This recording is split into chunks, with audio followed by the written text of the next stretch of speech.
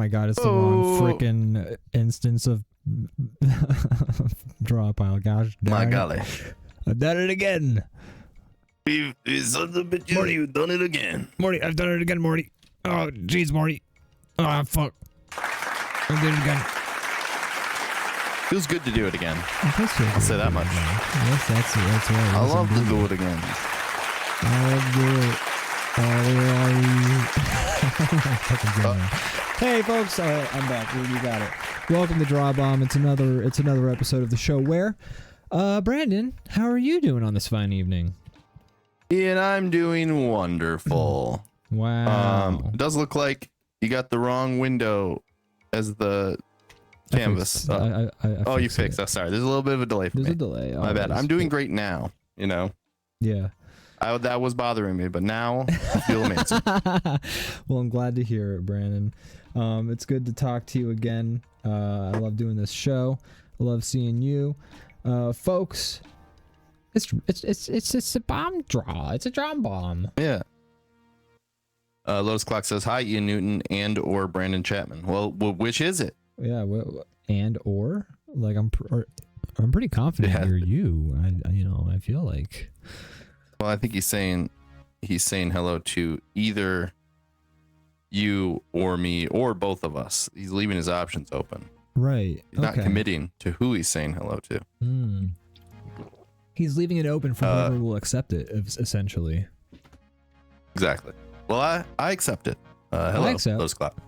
Hello. Thank you for joining us. It was an and then. Brandon, do you want to say hello to everyone close? You can zoom in on me? Yeah. All right. Hello, everyone. Up close.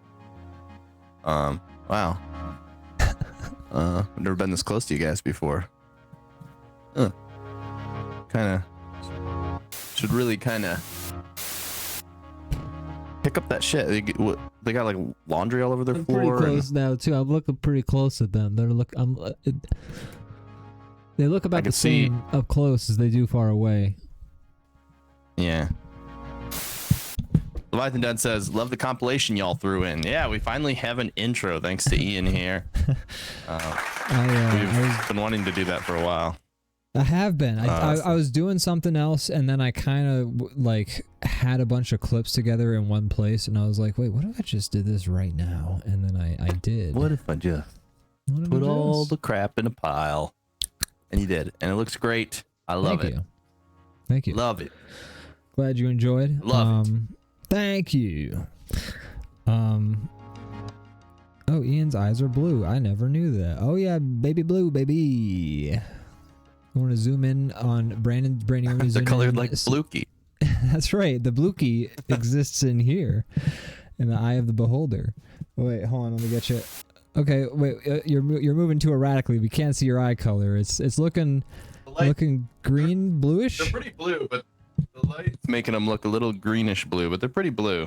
Okay, I would yeah. say, normally. Wow. Maybe that's why we've always been friends, is because we have the same blue eyes.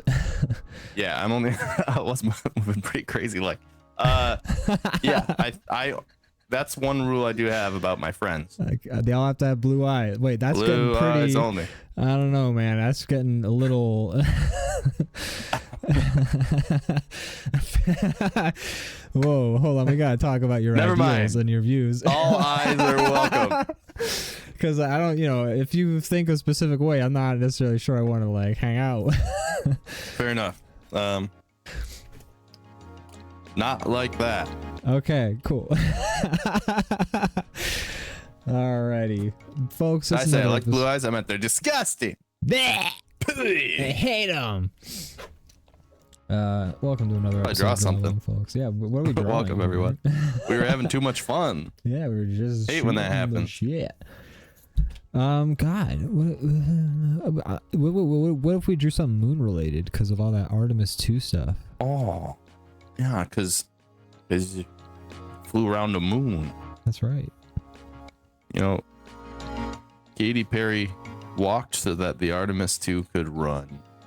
And get further from space than any human has ever gotten from the Earth. That is pretty cool. That is pretty cool. Something weird about something weird about like while they were traveling there, being able there was like a full moon during that time, and just like being able to look up there, being like, I can't see them, but I know they're like about They're halfway there. It's pretty Pretty wild weird. shit. It's like been nice to have something that everyone can agree is just pretty cool, you know? Yeah. Like it doesn't you can just be like, hey, that's pretty cool and I hope they're okay. Yeah. Exactly. And it's just cool to see that despite all this craziness, humans can still get it done sometimes. Yeah, we can do cool stuff too, not just horrible evil stuff. Yeah. And like instead of flinging shit at each other, we can fling shit into the vacuum of space, which is what these astronauts did.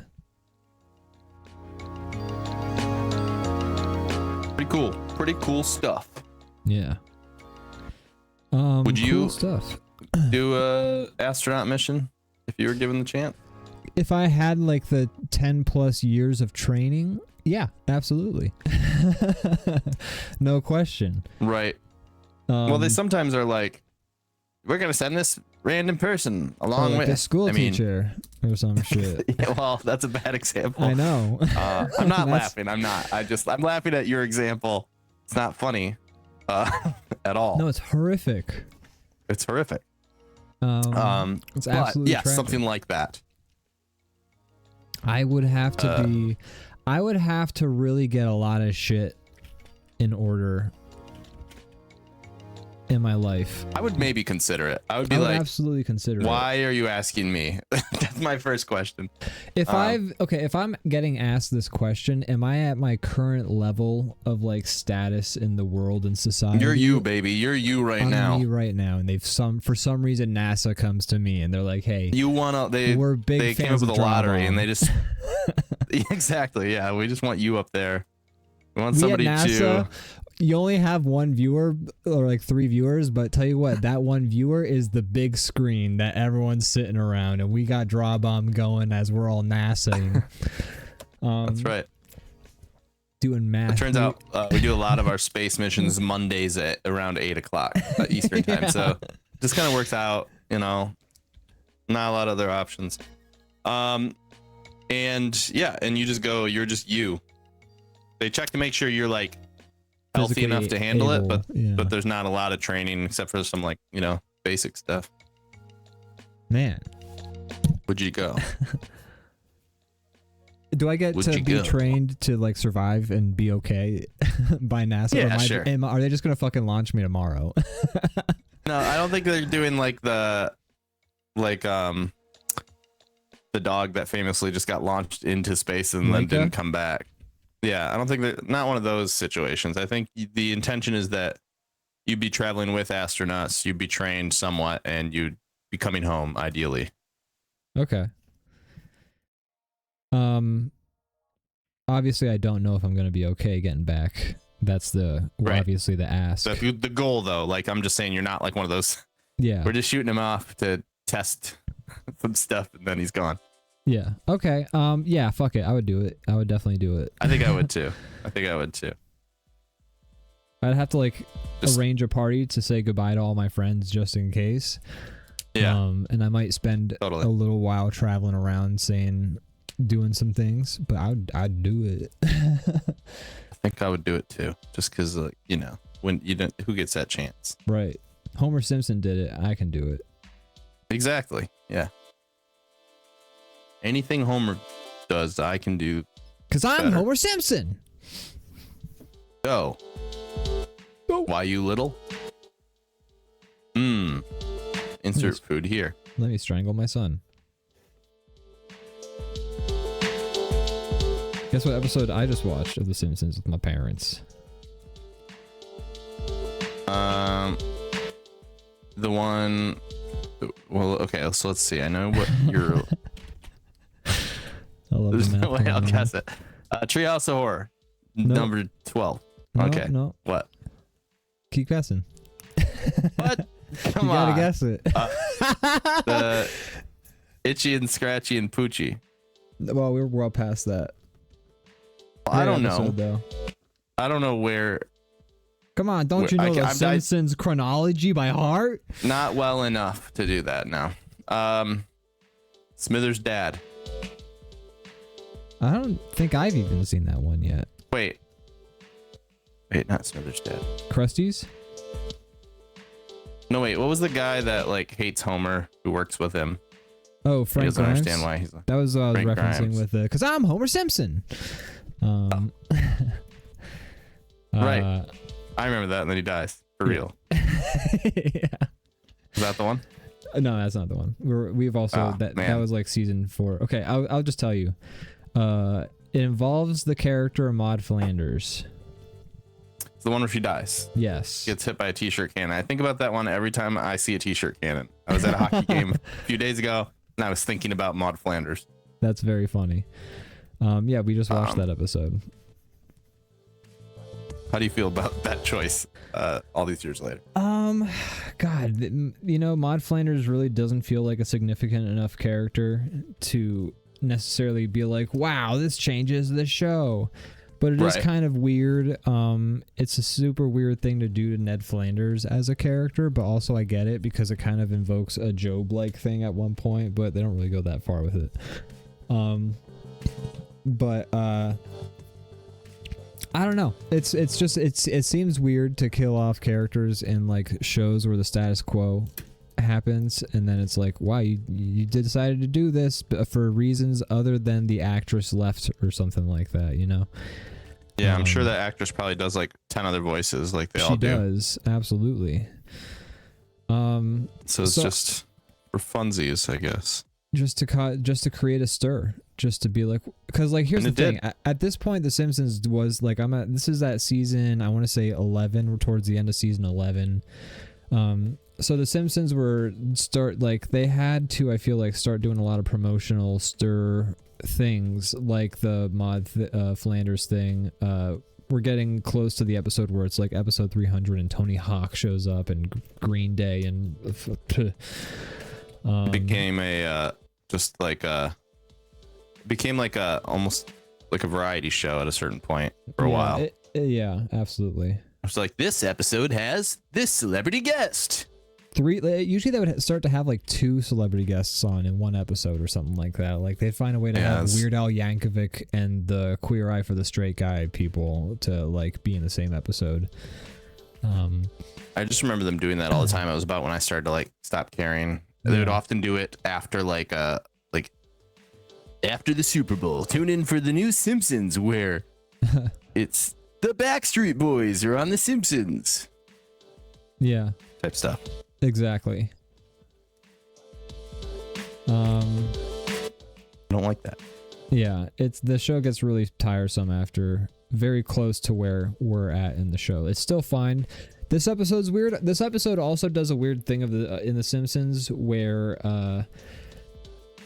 they're gonna do it more in the next episode that follows up because it's like almost like a 2-parter sort of situation, but they don't directly announce it in the episode or anything like that. But it's gonna follow like this woman that Ned Flanders kind of becomes involved with. But she's also like a country singer, and she sings a bunch of songs in the episode, and the episode like stops so that she can do a song, and that's gonna happen. That's gonna happen in the next episode. Isn't that the one where Homer meets her at a bar? Or that's a different episode. That's a different episode. She becomes like a Marge is jealous or something like that.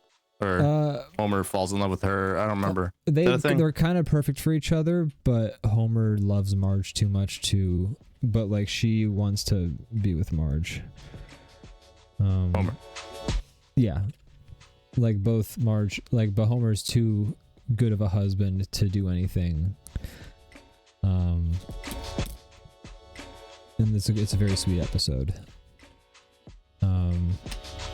That's good. I also don't like when they try to do the thing where they're like, let's stir things up. Now these characters cheated on each other or something like that. Yeah, exactly. No, Homer, in that episode, Homer doesn't ever give in to the temptation. He just, like, he considers it, and like, but he always is conflicted because he loves Marge too much, and he never gives in to the sort of like desires. Good job, Homer.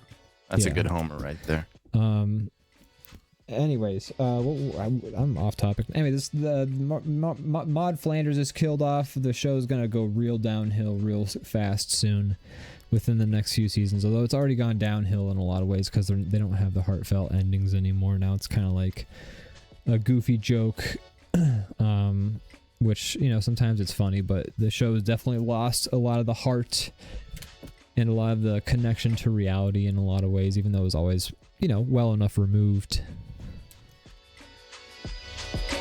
Still, I think a lot of it's like, plots are very like about family and stuff like. I mean, obviously they are, but like, it was pretty wholesome stuff, even when it got a little weird there for a second. Yeah. And the stories are really good. But yeah, I think 10 is like it's easy to like pick that as a line to draw in the sand, but it's kind of where I started to feel like the show fell off from what I remember. It's still got some good episodes after 10. Like, we've still watched a fair amount of episodes recently where I'm like, oh, these are episodes I remember. Or like, the episode before this one has the stupid sexy Flanders moment. So like, a lot of iconic moments from the show are still happening. That was going to be my next guess. Well into season 11. We did technically, I mean, you would have been technically right because we did just watch that yesterday. Oh man, should have guessed. Are you doing a DrawBomb Manhattan? Yeah. I saw your kid there and I thought it'd be funny to make a DrawBomb Manhattan like talking to a young kid. Like a younger version of himself for some reason. I don't know why. What's the Artemis 2 look like? It's like a little thing. Little guy. Little guy. Is Dr. Manhattan actually like holding something in that shot? I think he's just sitting. I could be wrong. I'm looking at all the pictures of it, and he's holding like a square of something. Oh yeah, because he holds up a lump of sand or like a rock or something, and he's building shit out of like glass on the moon or Mars or wherever the hell he goes. Mars. Sorry, what were you saying? I was cutting you off. He's like building like a castle out of sand or like glass on Mars or wherever he goes. Yeah. Just kind of being a god for a while. Have you read it? Watchmen? Oh yeah, we had a book club about it. Remember? Okay, that sounds familiar.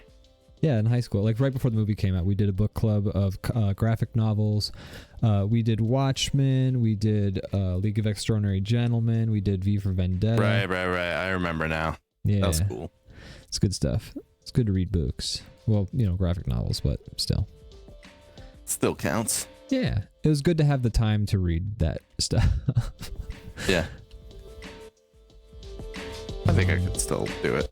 I think I could too. I need to just like pick up a book for like even 20 minutes a day and read. 20 minutes a day is what I should shoot for. I keep saying like I'm going to start reading when I have like an hour a day to do or something like that, but it should really just be like 20 a day. It's doable. 20 minutes a day, yeah. Because like Terry Pratchett, I've always considered this, but somebody asked Terry Pratchett how much he wrote a day, and he said he always made sure to write 400 words a day at least, which 400 words is like not a lot of words. That's like it's doable. Two paragraphs or some shit like that, maybe 3. Yeah. But he said he wrote. And he wrote easily, and he got books written. So, I mean, it's not about necessarily just like burning yourself out and getting a lot done at once. It's a marathon. It's not a race. But just making sure you're doing it. Yeah.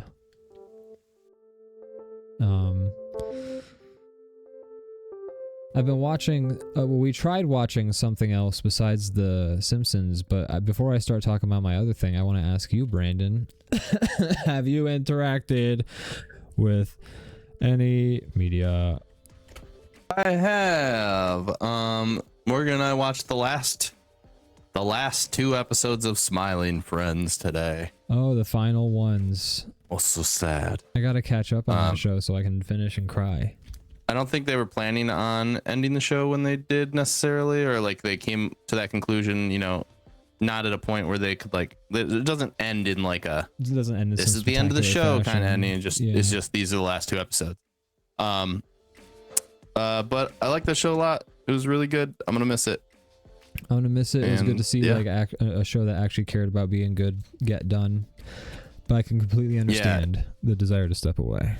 It felt like animation for animators, or it feels like it was like made with the people who make that kind of stuff in mind. Yeah, absolutely. So I don't know. I liked it a lot. I'll miss it. Yeah, it's a bummer, man. But good for them for like knowing when to going out on top, I guess, is a cool thing. Knowing that when to not many hit people it do. and when to quit it. That's right. So hopefully they make some other cool project. Yeah. I hope so. This one was great. I enjoyed it. Yeah, I gotta catch up so I can finish, but yeah, it was a good show. Yeah. But that's about it for me. How'd It's you been feel kind of a about busy week for me. the episodes? They're great. They're great episodes as always. But it doesn't, like I said, it's not like a conclusive kind of thing. It's just a couple more episodes. But I feel sad that it's over. But I liked these ones. They're good. They're fun. On a good note. That's good. Definitely. If anything, I like that they end like the classic cartoons that we used to watch as kids, where there wasn't an ending. They just kind of like would loop them, so you never realized the shows were over. And they just never had like an official finale, except they maybe snuck a stealth finale into like, Dexter's Laboratory ego trip, or I think Angry Beavers, they wrote like a final episode or two, but that got like canned by Nickelodeon or something like that. Sometimes these like beloved projects will get like another little like short here and there in the future too, and I wouldn't be surprised if that happens with this one. But oh yeah, absolutely. I feel like Adult Swim is always like, as with current leadership at least, the door is open, and if they want to make more shit and they decide to, Adult Swim will be like, fuck yeah, hell yeah. Yeah, please. Probably right. So yeah, we'll see. What was the other thing you watched? Well, gosh, speaking of things being brought back from the dead, me and the fam and Gianna, we watched the first episode as a group of the new Malcolm in the Middle reboot. They dropped that like yesterday or something like that. I'm actually pretty curious to hear what you have to say about this one. Some of these shows I'm not that interested in their reboots. This one I would consider watching, maybe, or trying. Sure. But gosh, what to say? Did you like it? No.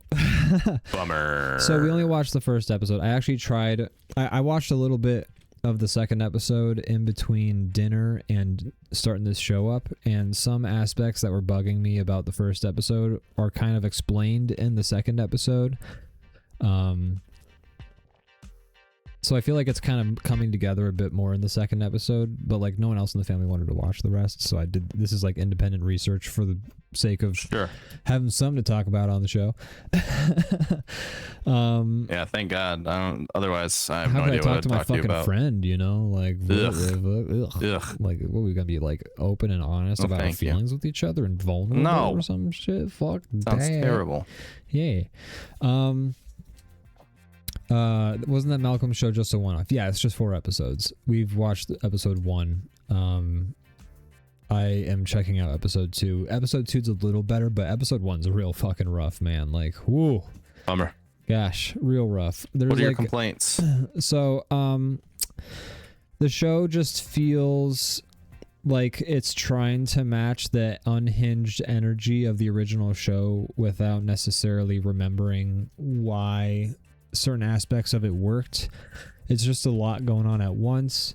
I feel like Frankie Muniz's performance as Malcolm is just like real weird and stiff. I don't know if that's... I've seen a few little clips of him doing some Malcolming, and I'm like, why is he like that? But I also figured I was lacking some context.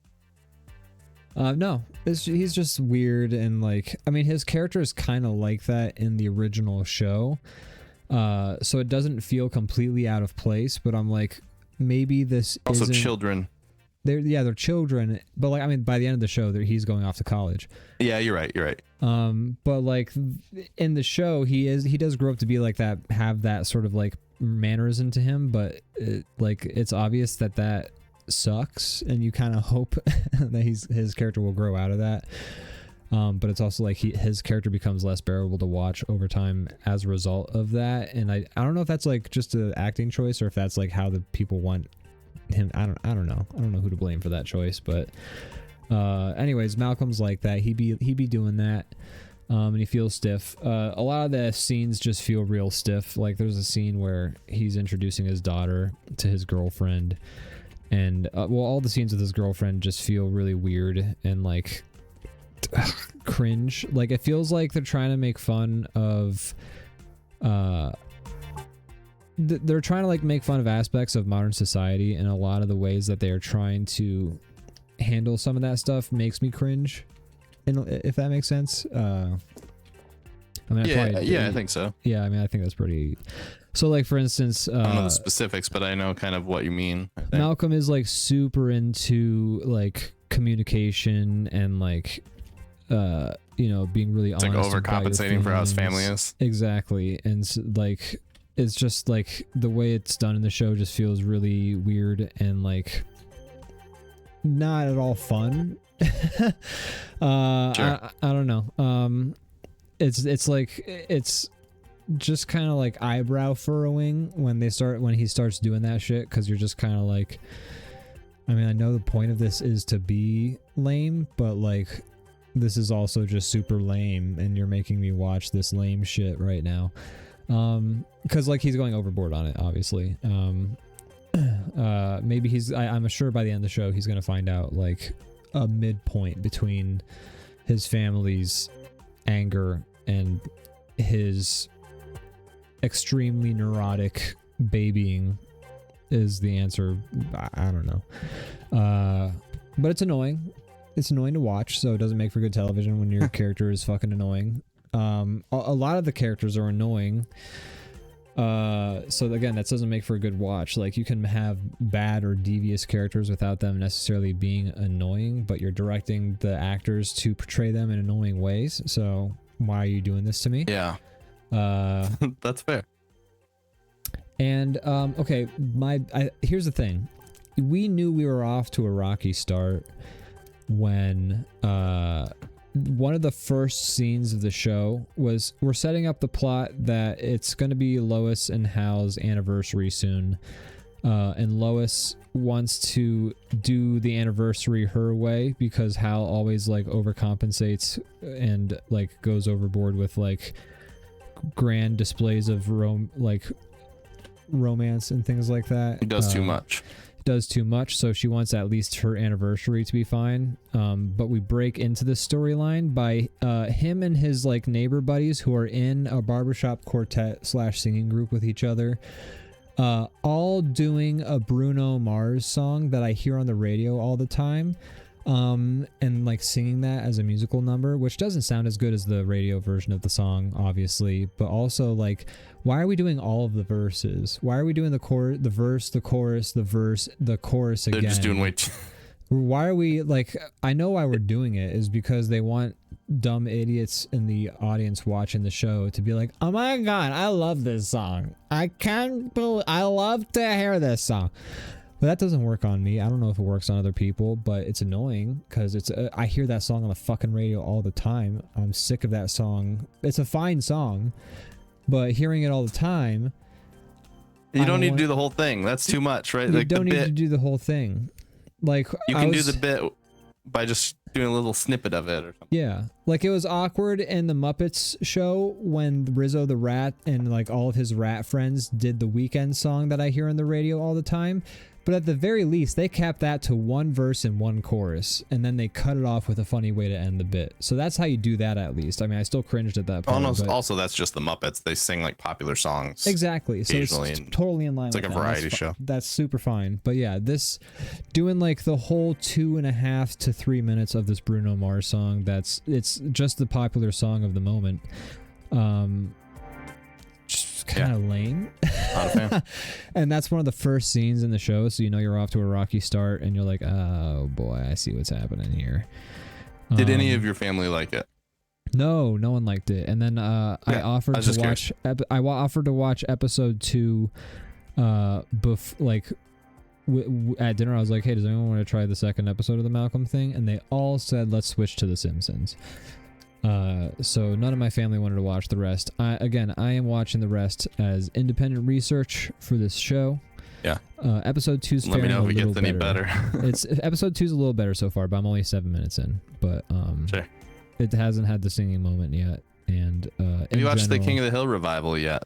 No, I haven't. Mike Judge's revivals should be on your list as well. I know it should be. Mike Judge's revivals tend to be a bit better. I trust him more. The Beavis and Butthead revival is actually pretty good. I thought so. So, that I have a bit more hope for, but it doesn't necessarily mean it's going to be good. I feel like there's this thing that happens. It makes a lot more sense with like a network show or like a sitcom-y type. I guess I don't know if you'd call Malcolm in the Middle a sitcom. Regardless, like you have a team of writers. Now they're doing a revival. And it's a whole new team of writers, and I'm sure even the Mike Judge's projects, he probably hires a writer's room, but. Yeah. He seems to, in a way that I see a lot of other writers, like you watch like the Farley brothers make something today versus you look at like some of the stuff that made them popular and you're like, you aren't the same guys, or your sense of humor is not the same or something. Mike Judge seems to still kind of be the same, like grounded creatively. He seems like his head's in the same kind of creative space that it was years ago. Like his tone doesn't seem to have like shifted so much. Like you see a lot of people as they get older or more rich, whatever it is. Whatever it is, surrounded by yes men. I don't know what it is, but something. I think it's a combination of being surrounded by yes men and not having the normal problems that people have anymore because you have so much money. Your problems are now based on what big money problems are, which are not going to make you at all relatable or like us. So I don't know how Mike Judge does it, but see it the most in comedy, where people seem to like lose whatever magic they had at one point. Because comedy is relatability in a lot of ways. It's relatability with with pathos in a lot of ways. So with comedy, makes sense. When you lose that relatability, you like what do you got? How are people gonna connect with you and like find humor in like the situations that they can't see themselves in? Yeah, I mean that's a good explanation. Probably it. But yeah, it's always interesting to kind of see that. That's why I always have like a line I use when I'm talking to people about, I'm like, I don't think I've ever seen a good comedy sequel that's like over a decade past the original. There's a few exceptions now, finally, but yeah, it's something about comedy where it's just like, I don't know, the original guys who made this thing all these years ago, they seem to not understand either what made it good or they don't have the same sensibilities anymore. I don't know what it is, but your theory is probably right. I mean, I'm sure that's not the answer for it every time, but I'm sure that's the answer for it a good amount of the time. And studio meddling, I'm sure, has something, I don't know, like, hey, say the thing, say the line that everyone likes. Say the line, Bart. Exactly. I feel like there's a lot of that. Either it's the studio or the writers think that's what people want. I don't know. Either way, you see that so much where it's just like, instead of writing a new story with beloved characters, they just keep referencing themselves nonstop until you're exhausted. Yeah. So I think the people who originally wrote Malcolm in the Middle are the ones writing this show. Okay, I can't confirm that, but I think that's the case. But I have to imagine they weren't the ones who were like, hey, let's put the whole Bruno Mars song in, or let's put a Bruno Mars song in. I'm sure they were like, hey, I don't know, let's have them sing one of the classic songs that they sing, because they're a barbershop quartet. They sing barbershop quartet ass songs. Maybe they were trying to like capture the magic of like some of the classic montages with like Hal like roller skating or something like that. Oh, absolutely. I mean, they did have that in the before the song part. They had a little montage of some of the best scenes from the original show. They got an actor who looks a lot like Dewey to be Dewey. Yeah, I saw that in like this Zoom call situation, which was interesting to see. I think he's in the show more than that, but he does look a lot like him. Getting the fact that Dewey, the actor, does not want to be in the show is actually very much in line for Dewey's character towards the end of Malcolm in the Middle, so it is actually very funny and just kind of works perfectly anyways. But whatever. They gave Dewey Malcolm's storyline, or something like that, I'm not sure. But anyways, I can't really give a full opinion until I watch the rest, but episode 1, man, guys, that one's a fucking rough one, I'll tell you what. Off to a rough start. But I tell you what, that episode 1's real, that episode ain't right. That episode ain't right. Leviathan Den says, I'm feeling existential looking at this drawing. Yeah, we're all just a pale blue dot. That's right. Floating in space. Billions and billions and billions of something. years. Lotus Clock says, I can focus on the conversation now. My art is done. Hey, you have Ian's problem. Yeah. Well, I have no problem listening to things when I'm drawing. It's saying the things. No, you don't know, Brandon. Otherwise, you wouldn't have said the thing you said. Fair enough. All right, I'm sorry. I was referring to the talking aspect. I know, Brandon. I don't know how much of it's enhanced, but have you seen some of how much of it is like what it would look like to your naked eye? But have you seen some of those photos of the moon, like how colorful they look? Yeah, man. Super cool. I love that. Love it. Sick as hell. I don't know if that's like they've upped the vibrancy a little bit to show where there's color, or if it's like that to the naked eye, but either way, I do like it. They apparently like videotaped a lot of the moon stuff with customized GoPros, and they're setting it up so that they can just like live stream the fucking moon in like 4K or like 8K next time like they're up there. Like they can live stream the missions in like 8K when they're up there. That's cool as hell. Yeah, love that shit.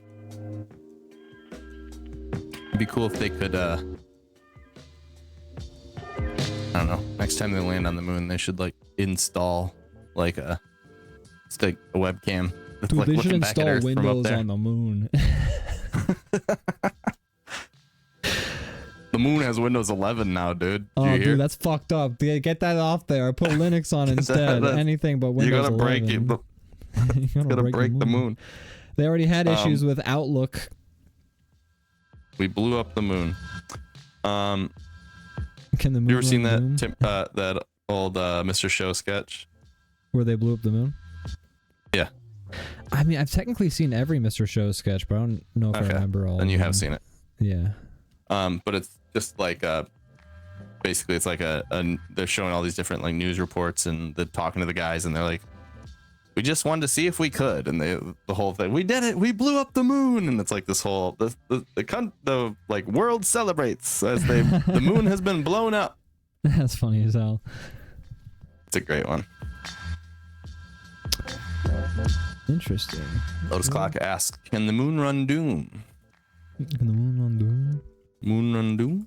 Moon run Doom? That's a great question. Can the moon run Doom? It rhymes, so that, you know, that helps. Like the odds, I would say. I'd say so.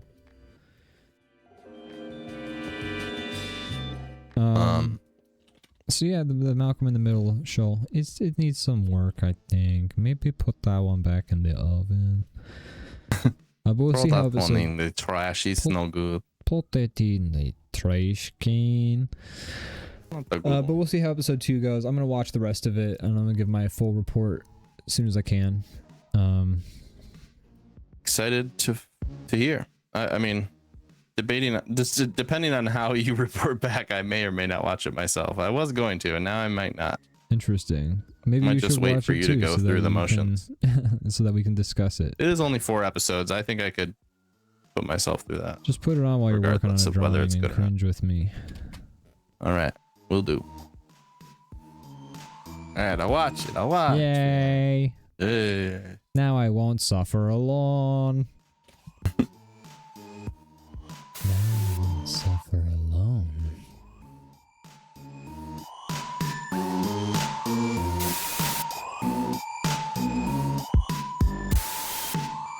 Saw a video today of one of the astronauts coming home and her dog being like all excited. Oh, that's cute. That's some good content. That is good content. That's some cute content right there. That's all cute content right there. I don't know why I'm talking like Stupid fucking idiot doesn't Vaseline. know. Bong, that's a good content right there. Gonna punch you in the liver. Man, if you guys know who Bass Rutten is and you've heard him talk, you're on the floor rolling around laughing like giddy. I sure don't. Right now. Bong, don't you do that. Don't get out of here, chomp. I think The that's cutest part about that video is her stupid dog has no idea what the moon is or where she's been.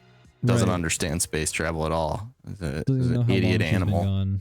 Yeah, well, dumb Stupid fucking dog doesn't even understand the moon. Stupid dog, make me look bad. You're an astronaut's dog. Start acting like it. Yeah. I want to see you launch that bone into space.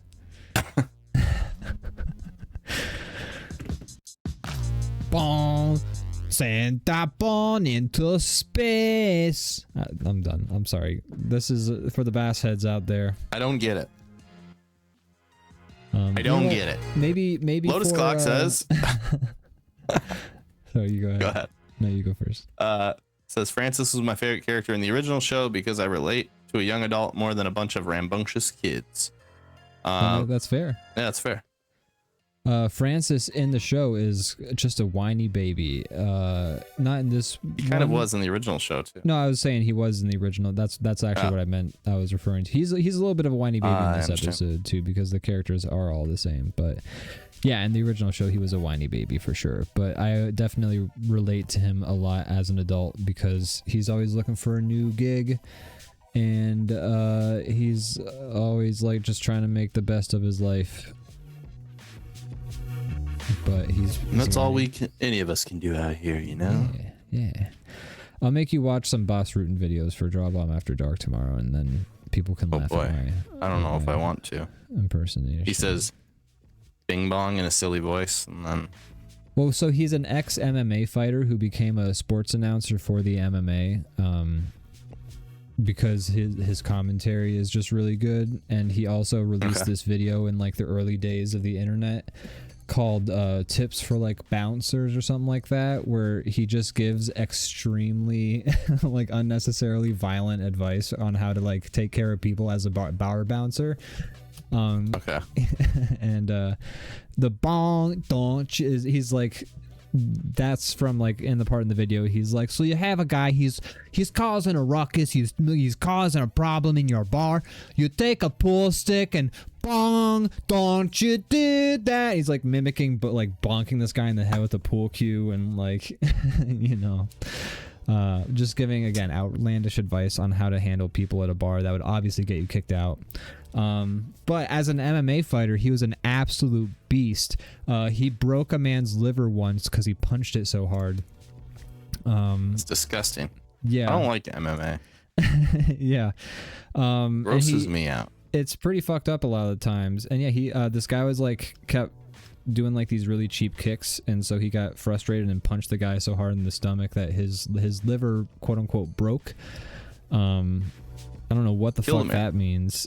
He's fine. The fighter's fine, but like obviously that you need one of those. I don't know how any of it works, but that's like I'm even let's just Google. I'm just gonna. He's not Google fine. it. His liver's broken. you Man said can't drink again. It does more than that. Bro. You're the one that said his liver's broken, so don't try and tell me that he's fine. Which is it? Oh, he ruptured his liver, which you can call it breaking it. Yeah. Yeah, those are different words meaning the same thing.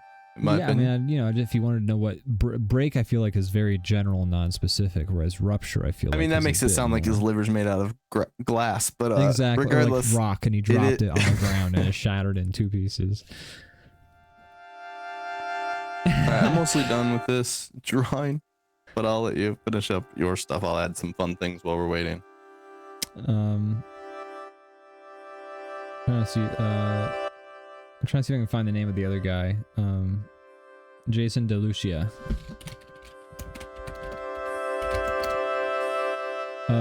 He's 56 years old. He's fine. He's retired. I wonder why.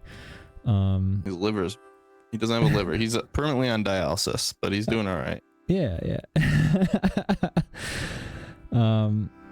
Anyways, but also Bas Rutten hosted several segments of Cartoon Network's fitness, like interstitial ads they would put between shows, like teaching kids how to like exercise and stuff like that. So I didn't know they had that. This man violently broke a man's liver with his bare hands by punching it so hard, and then Cartoon Network was like, this guy should teach kids how to do push-ups. Yes, this guy.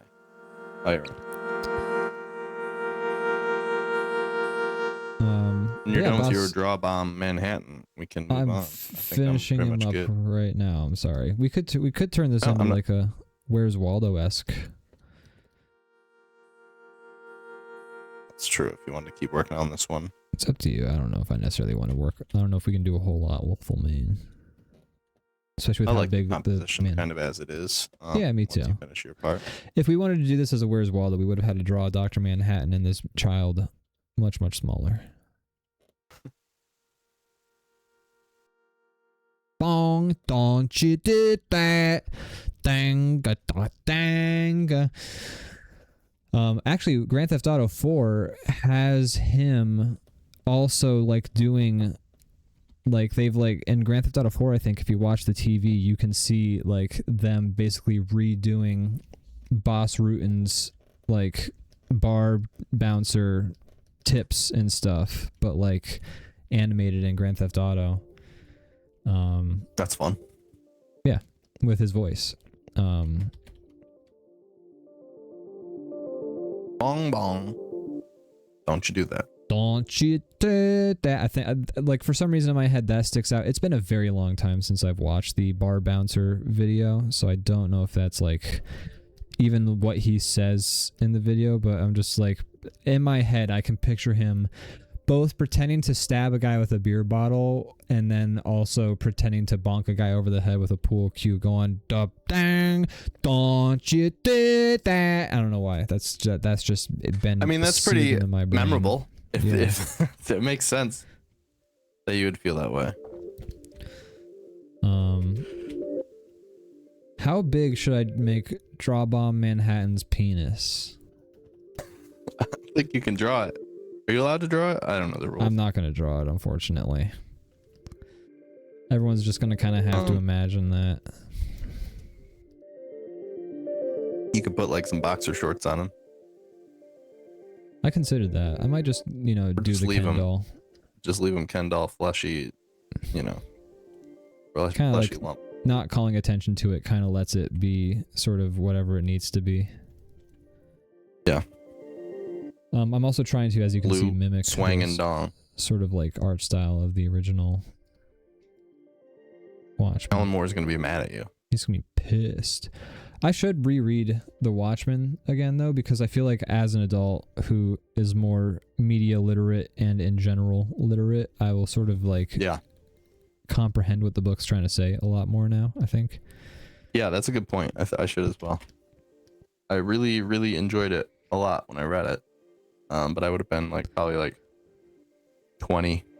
No, man, we were like 17. Okay.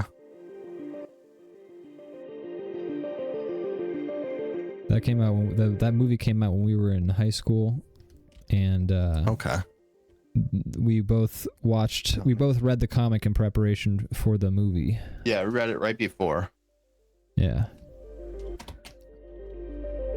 The movie came out in 2009. Mm-hmm. So I would have been like 18. I remember I was 19. still in. I remember I was finishing reading the book in like high school after a class, like right before the movie. So it would have. What month does it say? Just out of curiosity. March. So I would have been 18. Okay. 18 years old. March 2009. I mean, I would have been 17. Sounds about right. Sounds about right. I remember I was at a job. The job I worked at the time was, it was slow, and I worked at night. And I remember I had a little spot where I could kind of hide, and I was reading it there. Nice. Hey, you know what? What can you do? All right, I'm going to. The company's okay, by the way. So they're fine. You don't have to worry about them. They survived your. They have $1 billion. That company, so it's all right. Time theft. Yeah. You know. I'm gonna make him purple too. I was gonna make him blue like Dr. Manhattan, but I'm gonna make him purple because DrawBomb. Is he gonna be sitting on something, or is he just using his super strength to sit in this very complicated? Can you do me a solid and draw a rock for him to sit on? Yes. Don't you do that! Don't you do that! God, I hope that video is still on the fucking internet. That is like, I'm referencing that when it was like, I watched it like 15 years ago, and when I watched it, it was old.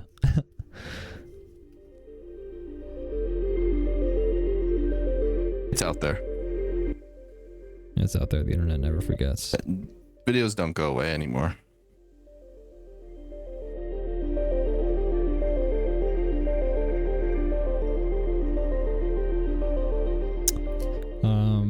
Don't you do that? Lotus in the chat. I swear his accent's so fucking fun to hear. Like, he's got this crazy accent. I'm pretty sure it's like Eastern European of some variety. Excited to hear it. Yeah, it's great. Speaking of Eastern European, how about that Hungary election? Am I right? Hey, you know, it's nice to see. It's nice to see some people in the world got it together. Yeah.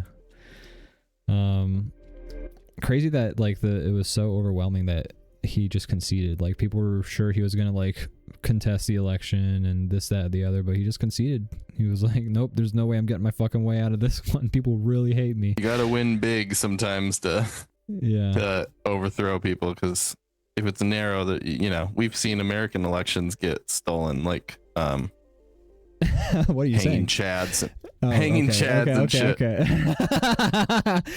Very true. And then that went to the Supreme like the time Court. all those patriots stormed the Capitol, you know. Yeah. No, I'm talking about Bush and Gore. What you're talking about is actually accurate. I know. I was like, okay, I know you don't believe what it sounds like you're saying, but what the fuck are you talking about? Like, I can't agree until I know where the fuck this train is going, you know? Come on, man. What are you? Like, I know you're cool, but I was like, what but where? Like, I gotta like know what the fuck like we're saying before I'm like, yeah. Yeah, we're on the record here. Which stolen election are we talking about? Stolen what? That's funny. I was like, kind of, as soon as I heard the words come out of my mouth, I'm like, he's gonna do a bit about me talking about the wrong one. Oh man, I remember when I used to feel happy talking about politics on DrawBomb, and I wasn't bummed the fuck out. That was before we. Yeah, now I'm like, it gets brought up, and I'm like, ooh. Yeah, I'm like, let's move the. This fuck is supposed on. to be the one place that I don't think about that stuff for a second. It used to be fun to talk about politics because politics used to have less stakes. Maybe they had higher stakes and we weren't aware, but. Yeah, I'm sure it's always, you know, been a way, but like, I don't know. It wasn't as aggressively fascistic. Yeah. It wasn't. It was still behind closed doors, you know. Yeah. More so, not fully, but. Yeah. And we were young. A very nice rock. I think that's part of it too. We probably weren't as aware. Yeah. Do you like the folding chair? I on do the think moon? in general there was a bit more stability that we could rely on safely, but whether that stability might have been based on false promises, so who knows. Anyways. And our privilege, like we're kind of like in Very a true. position where some of these things didn't affect us as much. Yeah, I bought a new computer like 6 months ago. Like I'm like, in terms of struggles, I'm fine in comparison to a lot of people who might be more directly affected by everything. Yeah. So Nice timing on that, by the way. oh, true that. Holy shit. RAM prices have decreased a little bit, but they're going to shoot right back up. But I think RAM prices, this is like old news at this point, but RAM prices did take a decrease because of all of those data centers that they said aren't actually being built. And the fact that Sam Altman actually didn't buy all those GPUs or not GPUs, all those memory cards, and the fact that super quant, turbo quant algorithm. Have you heard about any or all of this? Not really, no. So I'll just go line by line. You've heard about I guess I should just explain for the sake of the chat. But turbo quant, well, I'll start off with the first two things. One, Sam Altman admitted that he was not actually buying all of the memory cards. And so the shortage was sort of fake. Obviously there still is going to be a lot of RAM being used up, but it's not necessarily like quite to the extent that it's been projected to be. So RAM prices fell once that news sort of hit. As well, studies came out and found out that not only were like a lot of the projected data centers that were being built not being built, but when people crunched the math, they found out that there's actually we don't know how they're going to make all these data centers, and like at the rate that it takes to build these data centers and to install GPUs into these data centers, the GPUs will be 6 years out of date, and like then you have to buy new GPUs, and then what are you going to do with all this shit old stock? Like that's so anyways, so they crunched the numbers and had that thought, a lot of people who are like sort of outsider analysts. And so those are the first two things I mentioned. And then turbo quant is, so Google came up with this new algorithm that uses less RAM. Essentially, it's like almost quantum computing, but it's not quite that, hence the quant. But they found some sort of way to make doing those calculations that AI needs to do its shit take way less memory, and so without losing any data, like no information lost. I believe it's like they achieved 4 times efficiency or something like that. Maybe I'm thinking that because the word quant kind of sounds like the number 4 in a way. But I think, or they, in some number, they found a way to make basically calculations more efficient and things cost less RAM. And that's obviously because AI is also pushing into the AI market. But that is that's an algorithm they developed. They've made it open source, I believe. So that's basically going to be used to make AI calculations more cheap across the board. Which has made the demand for memory cards not necessarily go down, but in the eyes of investors, that makes them think it's going to require less memory, and so they think that there's less of an investment in memory, so then like that stock goes down based on investors being scared and short-sighted. Okay. But they're probably still going to need, like, what getting more memory basically means is they're just going to enhance like what they're trying to do already. Like now they're just like, it's like when so for Final Fantasy 12, from working on Final Fantasy 10, Square Enix figured out how to make textures like or how to make they optimize the put game. It in Final Fantasy terms. This is how I will understand. This is how I understand shit, honestly. But for Final Fantasy 12, they figured out, Square Enix figured out how to make the game of the same size, but using up half the memory of the CD. So they still had a bunch of available memory on the CD. So what they did was they used it to, they made the textures like twice as big because they still had all this memory, so they used it. And that's kind of how it is with this turbo quant, is they've freed up all of this memory, and that just means that people are going to utilize it and utilize more memory. But the stock price did take a hit initially because investors got scared and thought that turbo quant means memory becomes less valuable.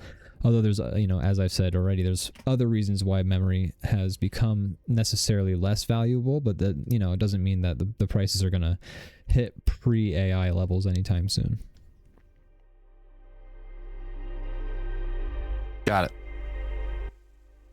And that's tech news with Ian. That's Tech Corner.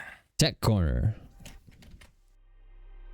DrawBomb Tech Bomb.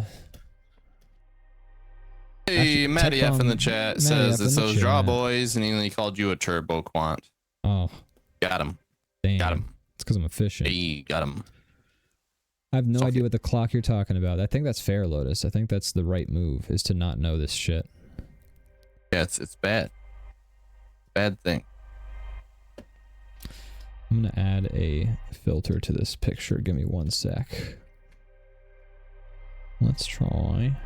Let's call her. Oh.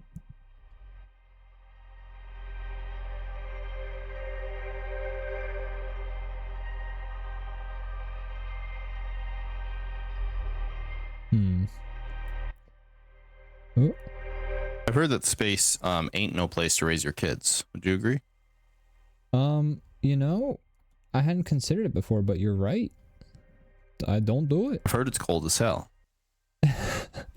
In the words of Grandmaster Flash in the Furious 5, don't do it.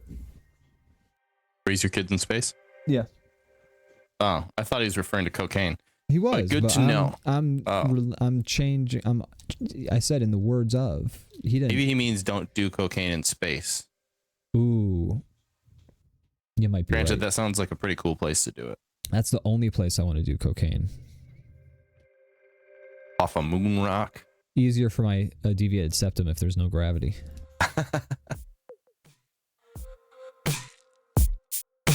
All right, man. I think this is a little too purple. Give me a sec. Yeah, that looks good to me. Beautiful. I like it. My fucking Dr. Manhattan's kind of a monstrosity, but look, I did this in an hour. He's beautiful. He's beautiful. I also drew the moon, so I mean that's nothing to be. Yeah, you drew the cool craters. I drew the shitty craters in the back. Nah. Stop being so mean to your drawings. Everything I do is bad. I don't you did a great job. Me.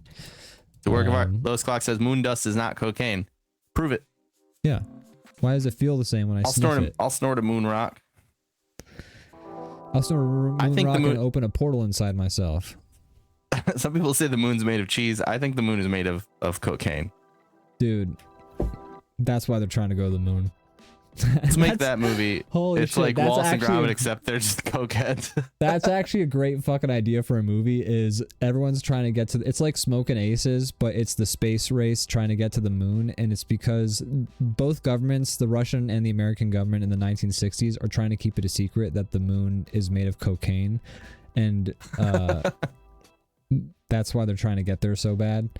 I'd watch that. The discovery of the moon, like, sure, the moon landing was faked because the real moon landing happened in the early 80s, which led to, the big cocaine proliferation of the 80s. It's all a lie that it was coming from other countries. It came from the moon. Yeah, I'm gonna call this movie Call of Duty Black Ops 8. No relation to the series. Coincidence. Yeah. Hell yeah. All right, good stuff. We want to take a quick break before we move on to the next Next Take a jam. little breaky do. Take a little breaky. All right. We'll be right back, folks. We'll be right back. We'll see you soon. We'll see you in a minute. I'll be right back. Whoa, we're back. Whoa. Whoa. Thank you. We're back, folks. We're back for another episode of DrawBomb. We're back for another episode of DrawBomb. We're back from our break on DrawBomb. No, each time we go to break, it starts a new episode. That's right. That's right. All right. Let me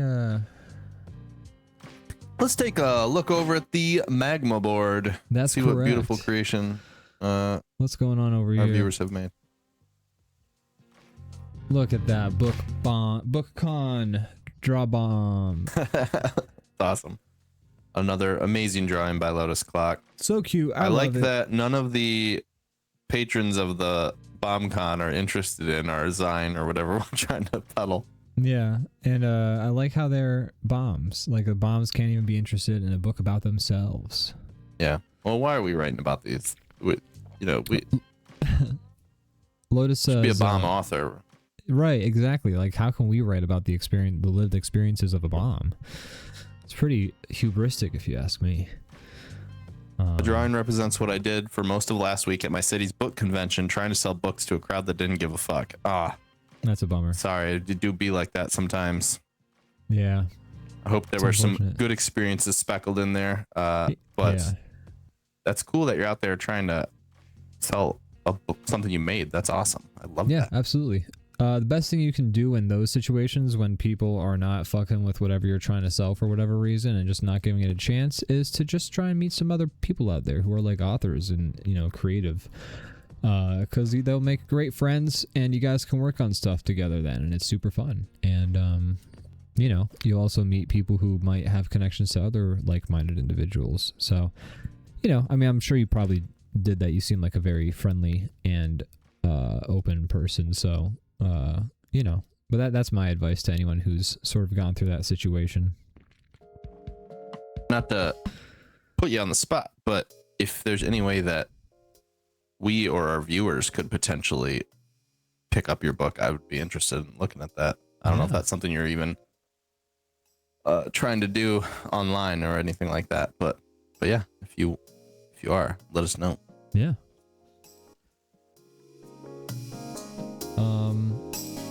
Would you like to do a bomb draw? Let's do a Ian? bomb draw. All right. All right. Do you want to go first? I think I went first last week.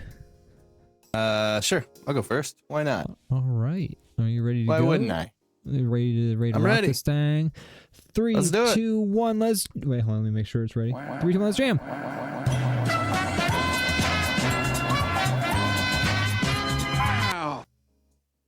A transfixing street art.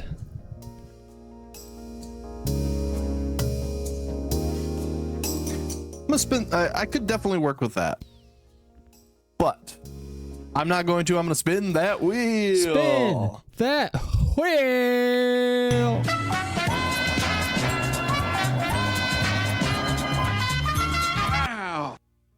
A series of Akira-style scalpel.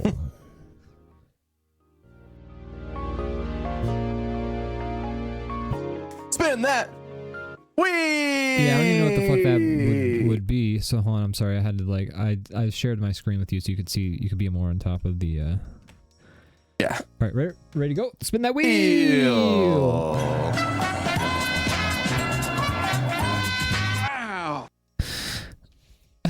Wow. A kung fu fight where, as a weapon, you're using an unmanageable interstellar traveler. I mean, I'm drawing that. I don't know what the fuck that's gonna be, but I'm drawing that. Honestly, it's a pretty sick right prompt, and I'm glad that whatever I fucking cooked up in Bomb Draw managed to Nice shit job, that out. Bomb Draw. That was me. I wrote these prompts. Nice job, Bomb Draw, for coming up with this. No, I coded it. Wait. It doesn't You wrote even these do it. each? You wrote all these? You're responsible for these? Well, I wrote a kung fu fight where, as a weapon, you're using blank. Okay. All right, I like that. So, you know. Nice job, Bomb Draw. Anyways, ready for me to spin that wheel? Oh, man. Oh, Yeah, shucks. go ahead. Let's spin that wheel. Spin that wheel. Wow. Magical, whimsical wind chimes. Man, that's actually pretty solid. I'm not gonna lie. But tell you what, Bomb Draw has been kind of on a roll tonight, and I think I'm gonna try my luck, and I'm gonna spin that wheel. Let me get the mouse around the thing. Wow. Whoa, that one kind of laggy. Whoa. It was Kinda like, like- yeah, psych. Yeah, sometimes Psych. I think because Python is an interpreted language, sometimes coming up with the prompts and randomizing through them kind of gets a little glitchy. A glimpse of shadowy ghosts chain. So I get to draw like half of a link of chain. That's sick as hell, dude. Like easy prompt. Hell yeah. I'm gonna spin that wheel. We're gonna spin. Okay, spin that wheel. Wheel. I skipped it with that. And I said spin wheel. All right. And This is kind of similar to the last one, except instead of a ghost chain, it's an alien ring. yeah, it's Halo. Yeah. But I might draw. You have one more, right? I might draw this, but I'm not gonna make it Halo. You're allowed to draw this. You're also allowed to spin one last time if you want to. I'm gonna go with this one. All right. There you have it, folks.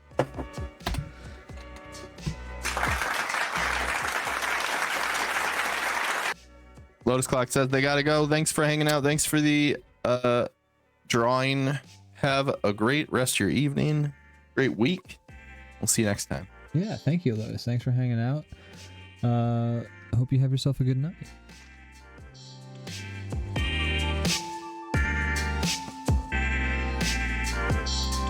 All right. I'm gonna hide your stuff. And just like that, it's hidden. There we go.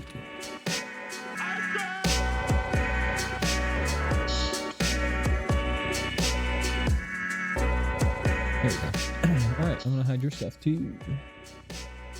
All right. I have to figure out what I'm gonna draw here. Yeah, me too. Not Halo. Use weapons in Kung Fu? Yeah, all the time. Yeah, I guess they do.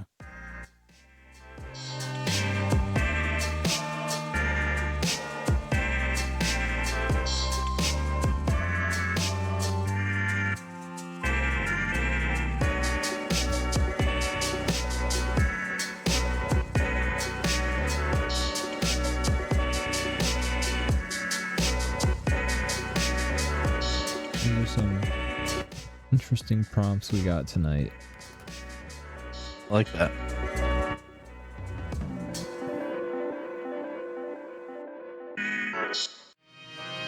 You know which Pokemon we're drawing tonight? No, I don't actually. I believe you. I believe it is Beedrill. Oh boy. Beedrill. I'm picturing a very vivid picture in my head, but I know as soon as I try and put that vivid imagery to paper, so to speak, it's just going to shatter and disappear right away. So I'm looking forward to that. It's going to be great. Always a I'm huge looking forward to that confidence as well. boost to my visual acuity, and you know, hopefully I can make my own visual cutie. You always make visual cuties. Oh, thank you.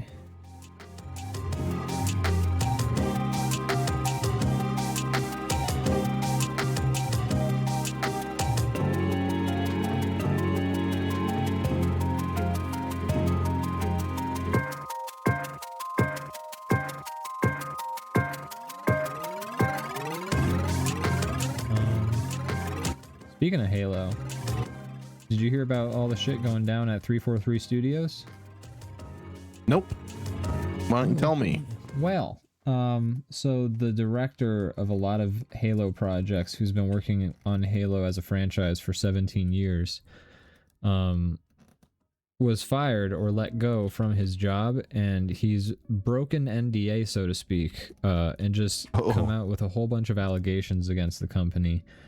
talking about management being extremely corrupt and like hiring and firing people based on like grudges or like, you know, trying to just get friends up on like just like a lot of management in illegal ways of the company, and like just projects being fucking mismanaged like crazy because the directors don't give a shit, and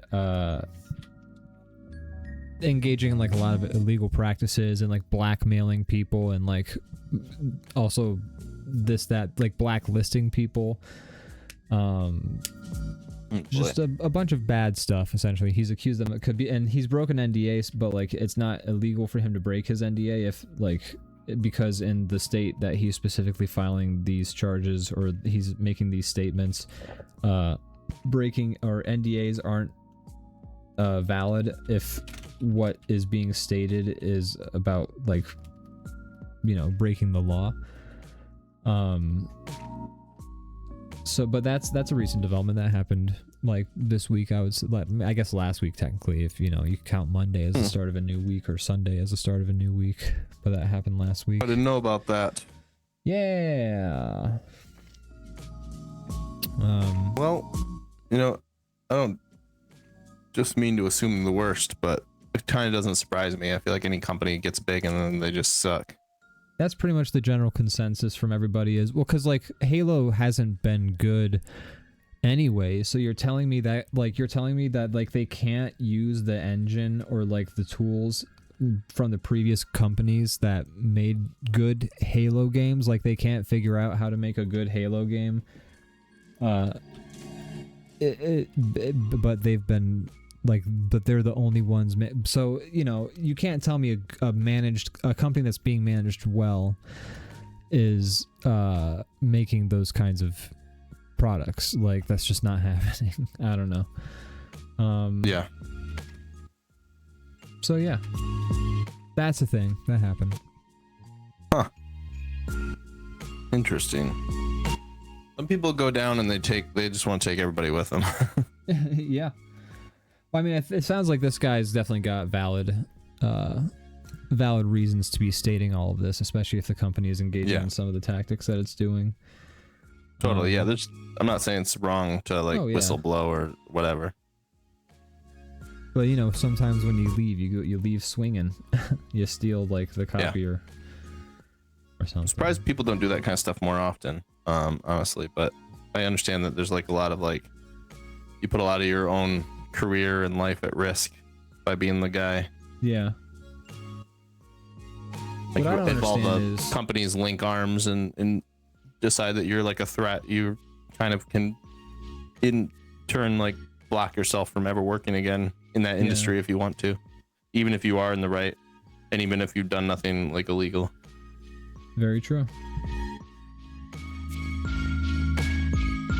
What don't you understand? What was I gonna say? Shit, I lost it. Oh, sorry. Okay, no, it's okay. I got distracted trying to figure out the height of this face, like where I wanted to sort of put this separation I'm doing that.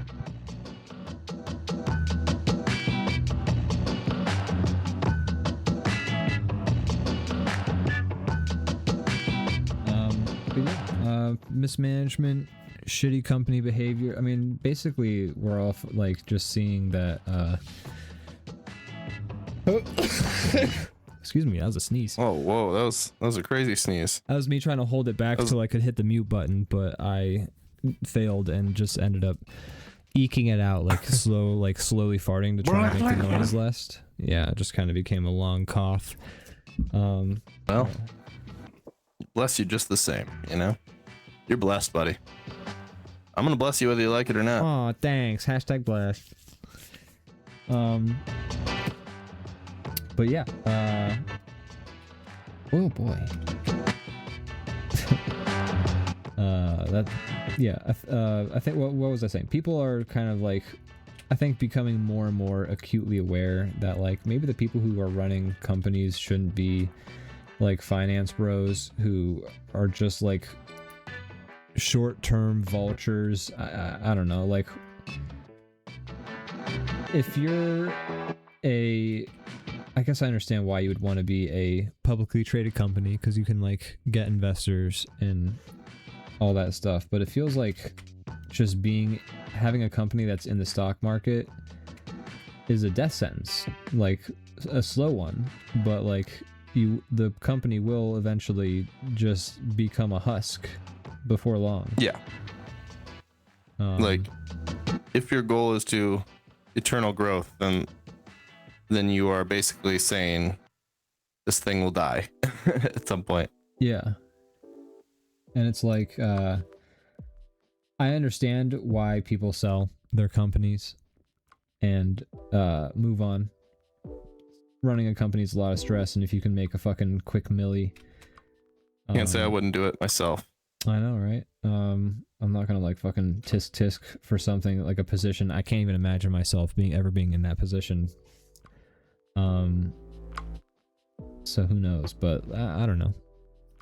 If somebody came to me and said, "We'll give you $300 million to give us all the rights to DrawBomb," I'd be like, "Here you go." Oh well, yeah, DrawBomb absolutely in a heartbeat. I mean, I know that one seems that obvious because like it's not worth anything now, but you know what I mean. Like, yeah. The thing, this something that I've created, I'd probably give it away if it meant I didn't have to ever work again. Say DrawBomb was worth $100 million, and somebody offered to buy it for $300 million. Now, keep in mind, $100 million would be split between the two of us. Right. So it's technically $50 million per each of us, but DrawBomb's more like 60-40. 60-40, yeah. I get 60 million, you get 40 million. No. Nope. No. Nope. There we go. But say DrawBomb's worth 100 million.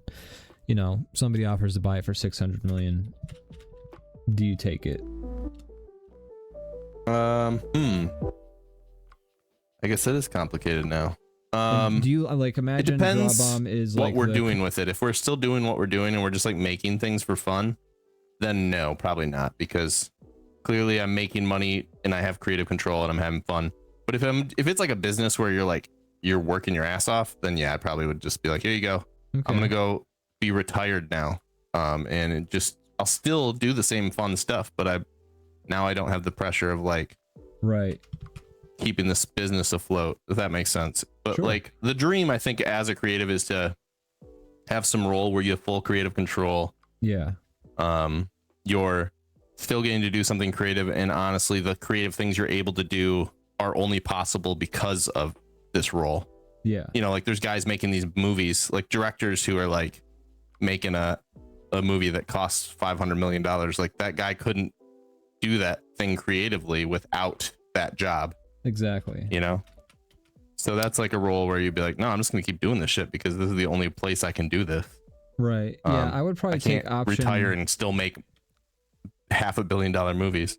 Like I think the most ideal option is like you're in a lead role in the company, but somebody else is like handling all the shit decisions you don't want to be handling. Yeah.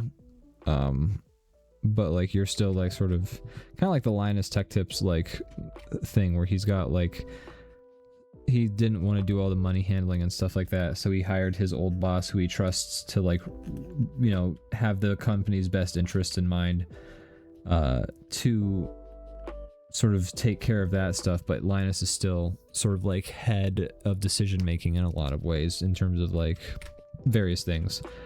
Yeah. So that always feels like the ideal scenario, but that's like, man, you gotta be real lucky to get into that. Yeah. Oh, totally. Yeah. We're talking like super hypotheticals. Best case scenario. Yeah. But in any scenario where I'm like working my ass off, I'd probably just sell it and be like, well, now I just get to enjoy the rest of my life. Yeah. You know, you have a finite amount of time on the planet. So if you've like hit the jackpot and made something that's worth enough money for you to live off the rest of your life, I would just go do whatever I want to do for the rest of my life at that point. Yeah. Hell, you could even like keep doing creative stuff. You could just do it in a way that like, exactly you're good to go. That's why I'm saying like the only reason I would keep it is if the only way I was able to do those creative things was through DrawBomb, and like DrawBomb. That's the only way I'd keep it. Otherwise, I would just get rid of it and go do the same shit, but now not have any pressure or any headlines and just have fun. Yep. Leviathan Den says, I'll buy it full price. All right. For $0 goes to you. Full price. I think we actually owe you money. Yeah, we do actually.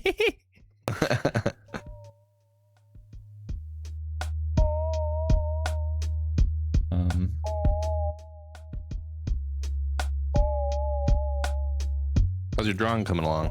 So it's getting there. I think I've gotten past some of the hard stuff. We should try and have these drawings done by 9:45, I'd say, right? I think I can do that. Yeah, I think I can do before that, but I didn't want to like rush us or pressure us or anything.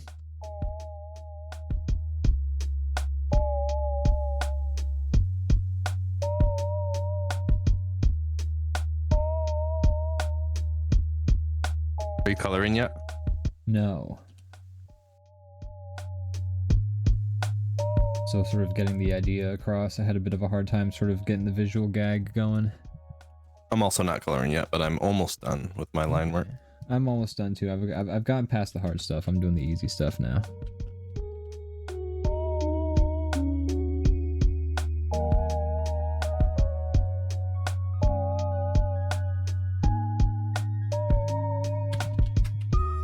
Man, it's a good thing we use AI to do all these drawings. I know. Can you imagine like having to actually do this stuff? Ugh. Ugh.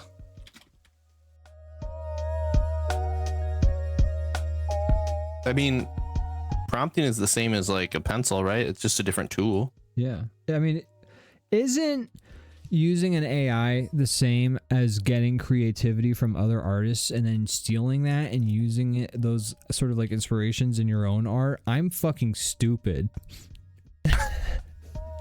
It's a disingenuous argument. It really is, yeah.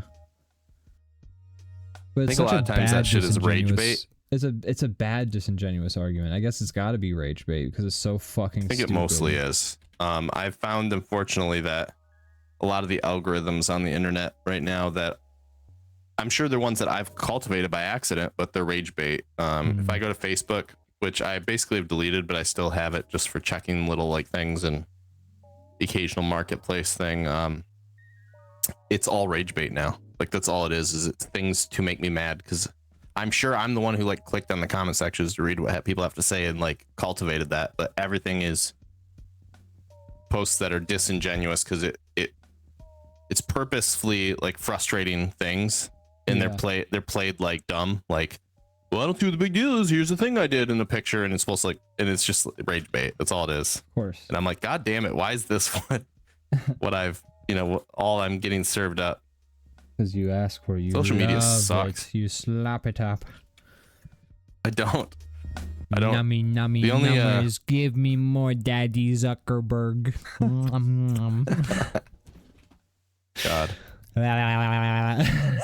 Curious what the internet or what the future will look like in a lot of ways. Fucking kill me. I mean, unalive me. Will it just get worse and worse? Will it eventually hit a breaking point and get better? No. I think here's the thing. I truly don't know. Yeah, no one does.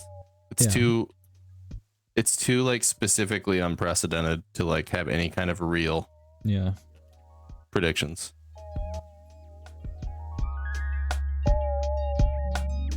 I don't know. No.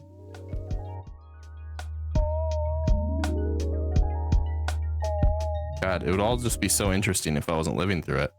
Man, may we live in interesting times. Whoever fucking cursed us with the ancient curse, can you stop? Yeah, no more interesting times for me. I've I had liked plenty. Uninteresting Good. times. Yeah, give me some boring times.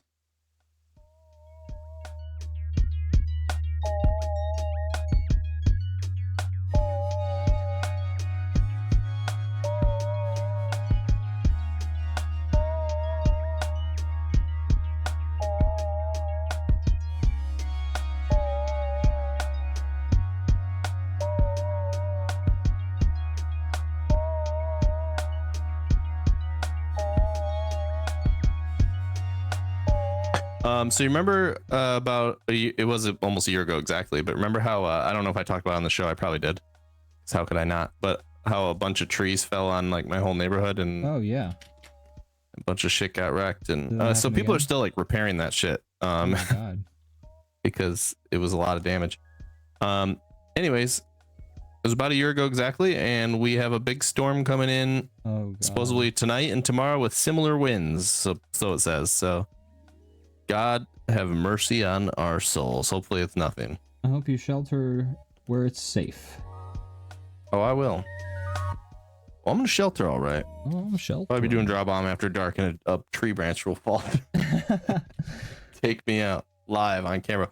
It'll be the most viewed episode we ever had. Hell yeah. Rest in peace, Brandon. But hey, Hey, cheers look at to those. all the new viewers. Yeah, you got a lot of a lot of people dropped a lot of bits in memoriam. Now I don't gotta share the $100 million. Look, if that's my legacy, no, fuck you. Yeah, that'd be terrible. What, man, if I capitalized on that, I mean, it's obvious, like, coldest take ever, but what a horrible person I'd fucking be. Damn, my friend's dead. Yeah, don't you Erica Kirk me. Oh my god. Dude, did you see the Drewski video of him? Yes, I love it. So Awesome. fucking good. Him dancing as her while all the fireworks are happening is just like, what a funny visual image right there. Like, I think of that in my head a whole bunch. It's so fucking funny. Cause like Says something. the dance moves go he ahead. does are so funny, especially with the. It's such a good context. video. It also is like, he never outright says what he's doing, and he never outright quotes anyone. But she was like, "How dare you?" He didn't say anything you directly said, and yet you knew it was you. Yep. It's pretty Pretty funny. unavoidable, but it's so funny. But yeah. Yeah. Great video. No, I know it's obvious, but it's like all the things he's saying are like a heightened version of what Yeah. she said, and then on top of that, he never says her name, and she's still like, "That's What- me." What it really comes down to, I think, for me, is I'm fucking tired. I guess Erica Kirk is not a government official, but I'm so fucking tired of government officials or people in like these high up positions of power who are essentially government officials in name, just by not name, fucking responding on Twitter to people making sketches and like stupid little skits. It's like, get some balls. Like, you're running the country. Like, you should you should be concerned about what Iran's saying, not like what a fucking comedian is saying. So it's so stupid. Yeah, exactly. Like, why are you responding to this stuff? And I say Iran because guess what? We're worried about what Iran is saying because these motherfuckers are too worried about what people are making skits about them that they got us in a stupid fucking mess. Anyways. Leviathan Den says, live stream outside in the storm with a tiny umbrella. That's a good idea. That's a good Although idea. I don't have any waterproof. I have to waterproof my equipment. Yeah, you have to wrap it in plastic bags. There you go. Matty F says the most baby whiny freaks are the people who were whining about free speech when they were spreading Exactly. vaccine misinformation. You're right. I love like the free speech whataboutism. Like, I want my free speech, but then it's like, okay, so you want to be able to say things that will make people angry enough to murder marginalized groups of people. That's the only thing you actually want the free speech to say. And you actually don't care about free speech in any other way. And it's annoying. I'm fucking annoyed by all of it. It's so goddamn annoying. Really annoying.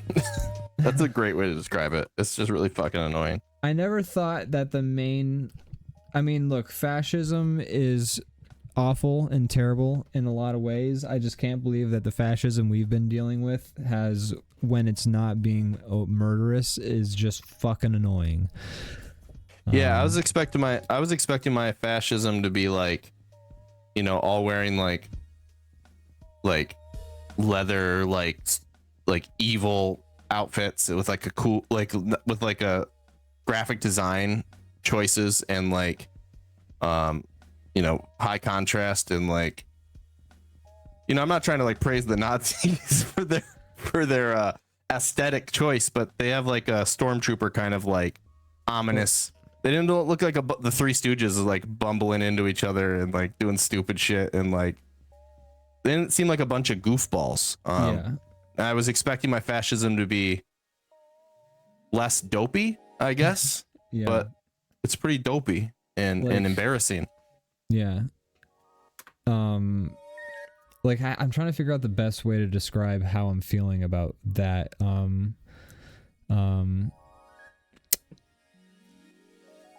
So yeah, a lot of like propaganda from fascism, it comes in looking sharply dressed. That's why they hired Hugo Boss, because if your fascism looks good, it's more palatable, and people want to be in a cool uniform, and so it's easier to bring people to your side if you have a cool uniform.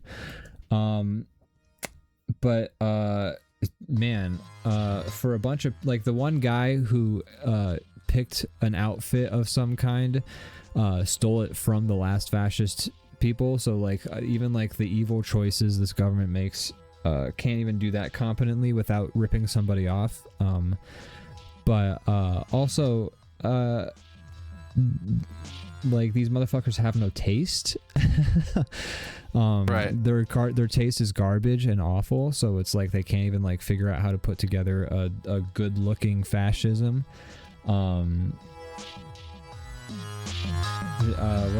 There's they're just, and also like they just have no taste. They have no desire for taste. Like the whole point of their movement is things should be exactly the same all the time forever. Right. Simple is a choice. It's you know, like they want it to seem like there's a reason that the iconic hat looks like something that like your farmer grandpa might wear. Like that's a choice. It's supposed to be simple and you know, kind of like to roll back from the like I said a slur at Thanksgiving and everybody says I'm stupid now, and it's like, no, you're not stupid. You're this. Literally, like the whole. It's cool, bro. The whole fucking like MAGA movement has essentially been dumb fascism. Like that's been the selling point. Is like, hey, be a dumb fascist. That's been the whole fucking thing. It's an anti-intellectual thing. You know, they had spent 8 years being told they were like stupid idiots, and now they're like, I am embracing it. Yeah. Proud of it, dude, brother. Anyways, wow, we got really politics bomb. We did more than we usually like allow ourselves to. That's politics corner. I'm just mad. I'm just fucking annoyed by all of it, man. Well, I know. That's the thing. Just like the president's a fucking pedophile. Man. Like, what the fuck am I supposed to like not be? Yeah, that's where our standards are at. Literally, anyone ever says anything supporting Donald Trump to me in earnestness, I will say he's a fucking pedophile. Yeah, like that. Shouldn't that be the deal breaker? That should shut it all down. Like, hey, he's a fucking pedophile. And it's like, well, he built a wall. It's like, fucking go get fucked by a pedophile then. I don't give a shit. They don't believe it. You know, that's the thing. So they've gotten very good at saying no to every piece of factual, like every piece of information that's like put in front of them. Yeah. It's interesting that that's the real design. Like we're talking about like how previous fascists like hired designers and things like that to make it like aesthetically pleasing, but this time it's all about like social design. It's all about looking like old-fashioned and like, I don't know. Thank you, Matt.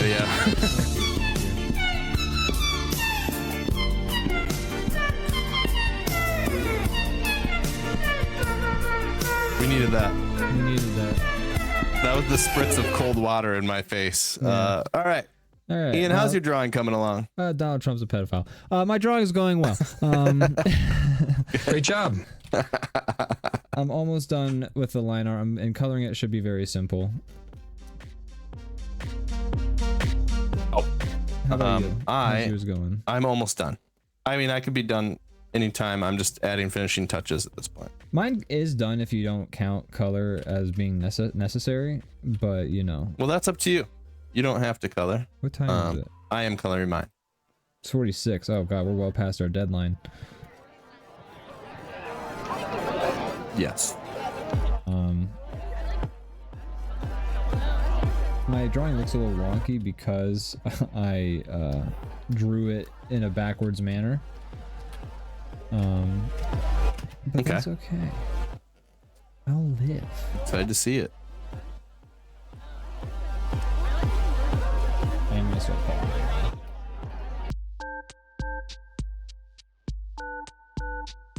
So you said you're coloring it, but it's coming along? I could be done anytime. I'm just adding finishing touches now. Okay. It's pretty much done. I've managed to do a really good job of not accidentally seeing your drawing in the Twitch preview. Nice. Yeah, I make that mistake sometimes, and I have not seen yours at all this time. Hell yeah. I have not seen yours either. It's tough too because mine's in the OBS window, so it's like I have to like check it to manage it. Yeah, that makes it harder for sure. But I really try to stick with it, and I try to act super surprised every time we show the drawings. Wow, that's what you did, huh? Yeah. Oh my gosh. Didn't see that coming. That's so clever. Oh my god, let's hang this on the fridge.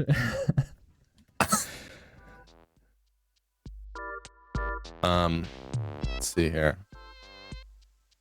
Leviathan Den says, use your cell phone and put it in a Ziploc baggie. I could do that. That would work.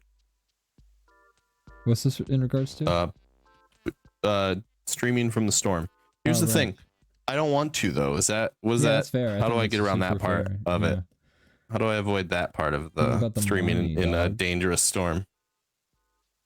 It'd be one thing if I had like fucking some, enough people watching and tipping that I go stand out in a dangerous storm and might get crushed by a tree. It would probably happen.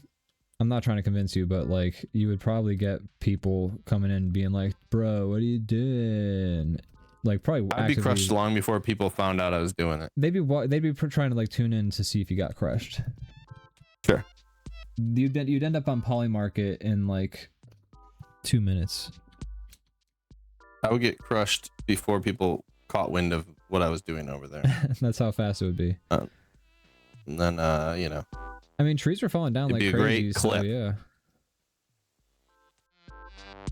Like I saw the pictures.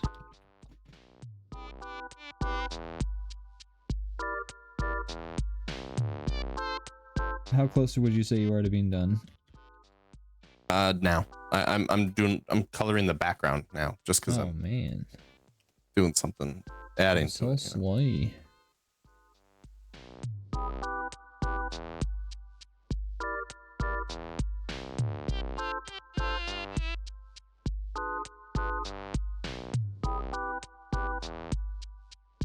I'm just gonna finish coloring these two colors, and then I'm good.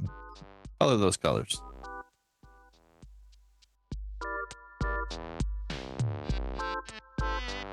Speaking of fascism, Maddie F, are you excited to talk about Seinfeld tonight? Man, what a crazy episode. It was crazy. It was fun. This is the episode that I've been waiting for this whole podcast for it to happen because I was. It's really interesting. It felt like a fever dream. That's fun. It felt like a fever dream when I watched this episode. I don't want to talk about it too much now, just because I feel like not having any discussion is better for before we do, so I agree. Get like in my head about repeating myself. But it does feel like this plot feels like the show's going a different place than it's ever gone before. It feels like a different show almost. Yeah. It starts out feeling like a Seinfeld episode, but it quickly changes. Yeah.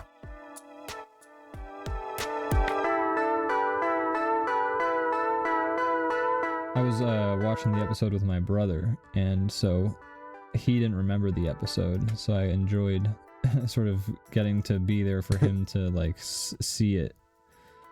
Did he like it? Oh yeah, absolutely. It's a good episode, I think. I guess I didn't know how Zach felt about Seinfeld in general. He likes it. I think he like watched all of it, but he didn't, remember everything. Like, we don't remember every episode that we're coming up on. Zach has, if he doesn't like something, he'll tell you. So I just didn't know if he was somebody that's like, that show sucks. He left the Malcolm in the Middle episode before it was finished. He straight up said, like, I'm not going to finish this. I'm going upstairs.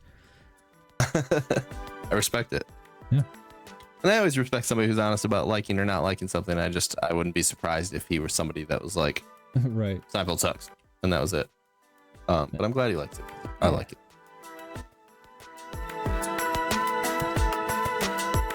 I don't like Seinfeld. That's why I started. Oh, well, you're in to do trouble a because you got to podcast. watch and write notes about hundreds of episodes still. Yeah. Maybe not hundreds, but a lot. At least 100, I would say. I mean, I think it's like 96 or something like that. We're getting near the end of season 3. I have a plan of something I want to do for the end of the season. Ooh. I'm not going to tell you guys until that happens. I think it's got to be more than 100, actually, now that I think, because we have 3 years of episodes to discuss. I did the math one day.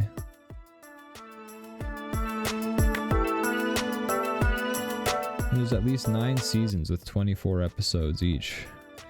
You know how many we've done so far?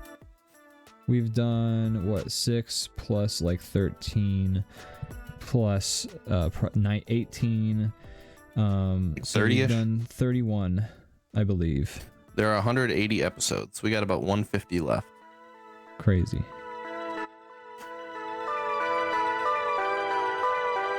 Hope we finish it. It'll be fun. Yeah. I don't see any It'd be reason cool why to we have that wouldn't. whole But series under our belt, just to be like, if we ever wanted to like, be like, you want to know my thoughts on Seinfeld? yeah.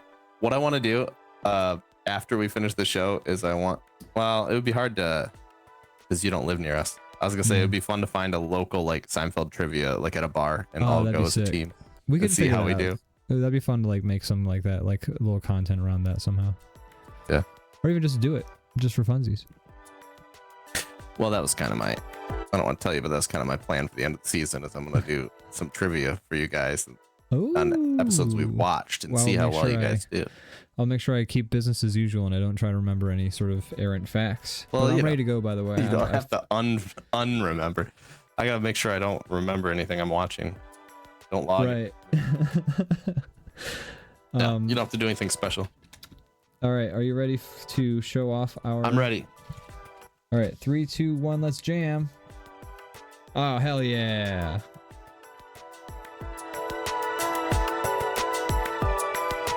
All right, let's see. An example of an extraterrestrial ring. This guy's following the trends, right? This is it's a cool look. This seems dangerous. Yeah. I think so. It looks pretty cool though. Don't bump your head. Your brain's just floating in the air like a fly could land on it now. Yeah. Let's hope this ring creates some kind of Force protection. field or some kind of like, yeah. Some airtight seal. Florboken. Kung Fu fight, where as a weapon you're using an unmanageable interstellar traveler. They seem pretty manageable actually in the drawing. They're being managed for sure, but I meant to make them flail around and I forgot about that part. Hey, there like was a they're lot like, of no, words. like put me down. A lot of words in your prompt. I got the important words, I think. Yeah, I think so. I like to think of Bomb Draw as more of a vehicle to get us to fun drawings, more so than a specific reason, like a specific thing we absolutely have to draw. It would hurt to be used as a nunchuck. I agree. I don't want that. I don't want to be a nunchuck. Do you think we have? We probably don't have time to do a B draw. I don't think we have time for a B-drill tonight. Well, I'll color my background while we do our plugs. What do you say? Sounds great. Alrighty. Thanks everybody for watching. Thanks everybody in the chat. Maddie F, Leviathan Den. Thanks for anybody that stuck around while we complained about the current state of things. Lotus Clock. Boy, did we go off. Everybody, we appreciate you guys.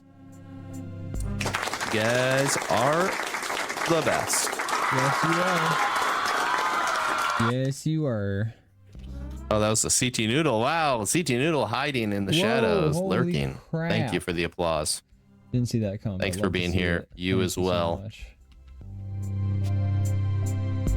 Thank you, CC, for being here. Much appreciated. Yeah, love it. As far as things to plug, if you like Seinfeld, check out our podcast. That's a shame. It's on all streaming things where podcasts be.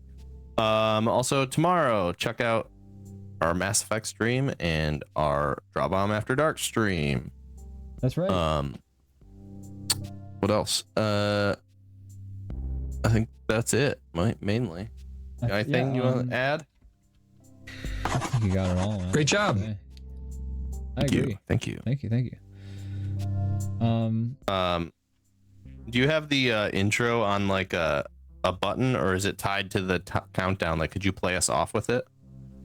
I want to make some kind of like outro. I keep picturing like an anime outro where it's like like very like there's like a flower blowing in the wind, and then there's like the draw boy walking down like a street. Or yeah, I love that. Yeah, something like that.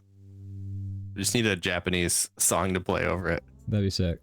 And about DrawBomb. Somebody, let's find somebody on Fiverr to sing DrawBomb's recorded in front of a live studio audience in Japanese. Gianna has like for her old podcast, they hired somebody to make a theme song in Japanese, like supposed to sound like an anime for them. So I could ask her. Let's do that, but have them sing DrawBomb's recorded in front of a live studio audience. Well, I think we should give them a little bit of room to like really anime up the lyrics. You know, I want them to like they should be about DrawBomb. Maybe we can write a song.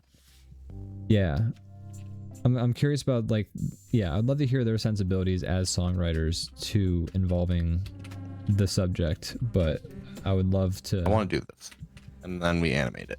And then our outro. That'd be sick as hell. But here's the thing: anime theme songs are different, or the anime credit songs are different from anime theme songs. Like they're very. I know that. Yeah, they're very different. They're almost like a whole different genre. Yeah, truly. It's very like soft and beautiful a lot of times, compared to like the intro being like most intense thing ever. Right. Exactly. I love it. It's my favorite. Matty F says, like Teen Titans, if you're going to do a serious episode, make it Japanese. Yeah, what? I don't know. I unfortunately haven't watched Teen Titans, even though I know it's beloved. Yeah. And I like the art style, and yeah. Yeah, I have not watched that show, so I can't comment. But I mean, here's the thing. I watched a lot of Teen Titans Go. When I say a lot, right. I watched like a season of it because when I was living in the one house, that was like we had access to that show, and I watched a couple episodes, and I was like, shit's actually really funny. Funny enough, that's what I was thinking we were talking about, and then I realized that that's the like spin-off. Yeah, I think more people cartoony really like version. The DC animated style one. I think is the one that a lot of people get really fucking mad about Teen Titans Go. They get really truly mad about it. It's just hard for them. They haven't, it's comics, man. There's going to be like 30 renditions of the thing you love. Exactly. That's the thing. Some are good, some are bad. I get they're mad that the old Teen Titans got canceled, and like, yeah, that sucks, especially if it's like a really good show. But like, the new version existing isn't like, if anything, the new version doing well gives a chance of the old one coming back. Perhaps, I don't know. Instead, y'all are pissed. Is the voice actor for Beast Boy still alive? Last I heard, he started a cult. I hope so. Oh no. So I don't know. I'm not sure. There must be something that happened that made you ask that question, because otherwise that's the last I've heard of him. Like, but I mean, all Batman's cartoons can't be like Batman the Animated Series. Like, absolutely not. You gotta have some variation if you're gonna fucking do the same character over and over in 30 different shows.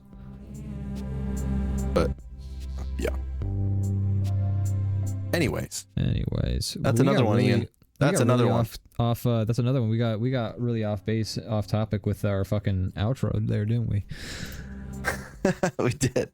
We almost started a new show. I guess plugs. Welcome to. You gotta do another 2 hours now. Yeah. All right. Let's fire it back up. Let's get that Caterpie drawn or whatever the fuck we're drawing. All right. Welcome back. It's DrawBomb, a show where. Ian, how are you doing today? Brandon, I'm doing fantastic. How you doing? Great. Great. It's good to be back. It's good to be back. All right, bye, bye, everybody. All right, bye. Bye. Bye. I could take us straight to the intro if you wanted me to like run that again. Do it. Roll it one more time.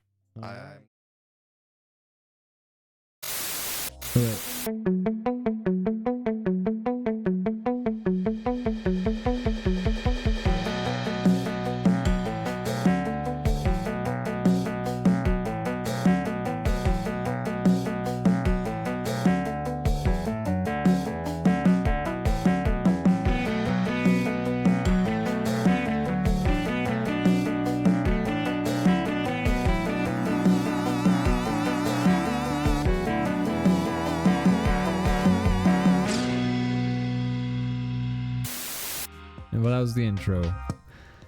I enjoyed. Okay, bye everybody.